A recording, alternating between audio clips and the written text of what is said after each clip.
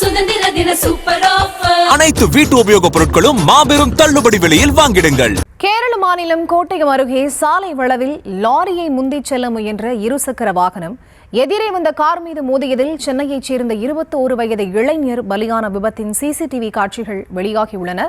இது தொடர்பான கூடுதல் விவரங்களோடு இணைகிறார் செய்தியாளர் சதாம். அவரிடம் பேசலாம். வணக்கம் சதாம், இந்த விபத்து தொடர்பான முதற்கட்ட தகவல் என்ன?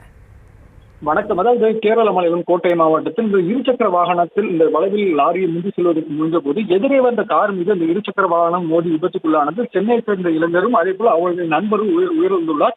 தற்போது இது தொடர்பான சிசிடிவி காட்சிகள் வெளியாகி பரபரப்பை ஏற்படுத்தி வருகிறது. கேரள மாநிலம் கோட்டயம் மாவட்டத்துக்கு கடந்த பொன்குன்றம் செருவெளி பகுதியில் அமைந்துள்ள சாலையில் சென்னையை சேர்ந்த 21 வயதான குரு மற்றும் அவரது நண்பர் 21 வயதான விக்னேஷ் ஆகிய இருவரும் இருசக்கர வாகனத்தில் அதே பகுதியில் உள்ள சாலையில் சென்று கொண்டிருந்தனர். அப்போது வளைவில் திரும்பும் போது லாரியை முந்தி செல்வதற்கு முயன்ற போது எதிர்பாராத விதமாக எதிரே வந்த கார் மீது இந்த இருசக்கர வாகனம் மோதி விபத்துக்குள்ளானது. இந்த விபத்தில் 2 இளைஞர்களும் தூக்கி வீசப்பட்ட நிலையில் அதில் ஒருவர் சம்பவ இடத்திலேயே உயிரிழந்ததால் மற்றொருவர் அக்கம் பக்கத்தினர் மீட்டு அருகில் உள்ள இந்த கோட்டயம் அரசு மருத்துவமனையில் அனுமதித்துள்ளனர். மேலும் போலீசார் நடத்திய முதற்கட்ட விசாரணையில் உயிரிழந்த நபர் சென்னை பொன்னேரியை சேர்ந்த 21 வயதான குரு என்பது தெரிய வந்தது. இந்த நிலையில் இந்த விபத்து குறித்து போலீசார் வழக்கு பதிவு விசாரணை செய்து வரும் நிலையில் இந்த விபத்து தொடர்பான சிசிடிவி காட்சிகளை போலீசார் கைப்பற்றி விசாரணை மேற்கொண்டு வருகின்றனர்.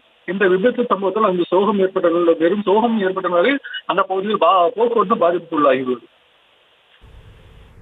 சத்யாவில் சுதந்திர தின சூப்பர் ஆஃபர். அனைத்து வீட்டு உபயோகப் பொருட்களும் மாபெரும் தள்ளுபடி விலையில் வாங்கிடுங்கள்.